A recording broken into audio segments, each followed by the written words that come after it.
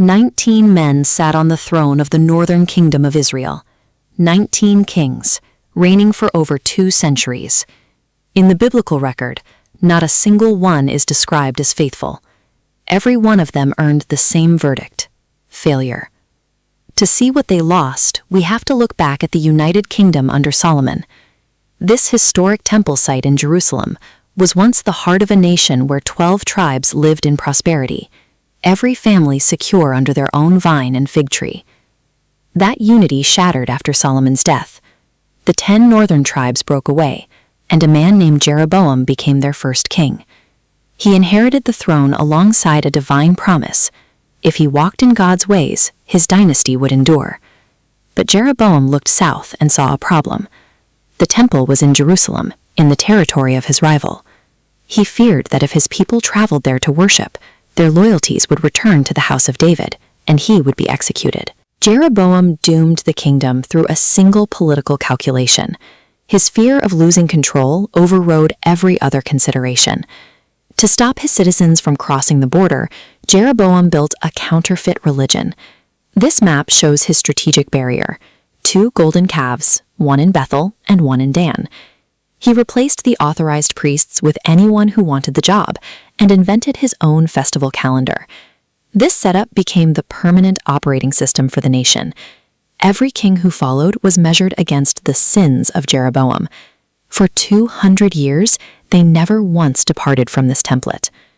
When power becomes the highest priority, leaders will inevitably replace the God they cannot control with a system they can easily manipulate. The golden calves triggered a 2-century cycle of instability. Without a moral foundation, the throne became a prize won and lost through assassinations, military coups, and rapid regime changes. The chaos reached a point where a commander named Zimri murdered the king, only to find the army marching against him.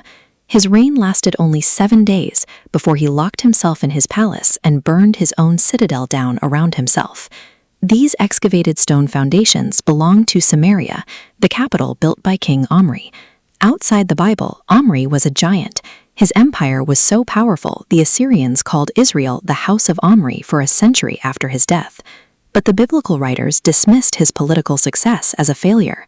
Omri's son Ahab, alongside his wife Jezebel, took the compromise further. They didn't just keep the golden calves, they layered the worship of the Canaanite god Baal on top of them, launching a campaign to murder every prophet of God in the land. Even when fire fell from heaven on Mount Carmel to identify the true God, the culture remained unmoved. Ahab went back to his palace, and Jezebel swore to kill the prophet Elijah. An unanchored culture continues to sink.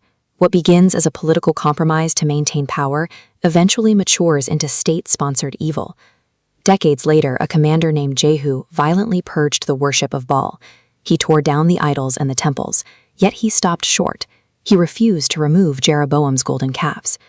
You see this same half-hearted faith when King Joash visited a dying prophet. Told to strike the ground with arrows to symbolize victory, Joash struck 3 times and stopped.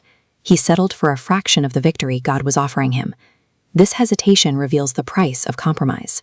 2 centuries of golden calf religion had eroded the nation's spiritual instincts. They no longer knew how to trust God for a total deliverance. Partial obedience isn't a step toward faithfulness. It is a form of disobedience that caps a nation's potential and leaves them vulnerable to what comes next. That vulnerability met the Assyrian war machine. This ancient relief shows bearded archers of an empire that methodically consumed Israelite territory. In the final years, King Hoshea removed the border blockades to Jerusalem. The road was open, but the people didn't go. The system Jeroboam built had become a cage. The people had been shaped by compromise for so long that they didn't even recognize freedom when the door finally opened. In 722 BC, Samaria fell.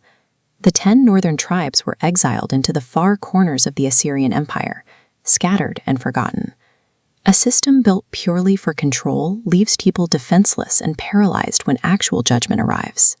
The biblical writer steps back from the political timeline here to perform a theological autopsy. God was not a distant judge waiting for an excuse to end them.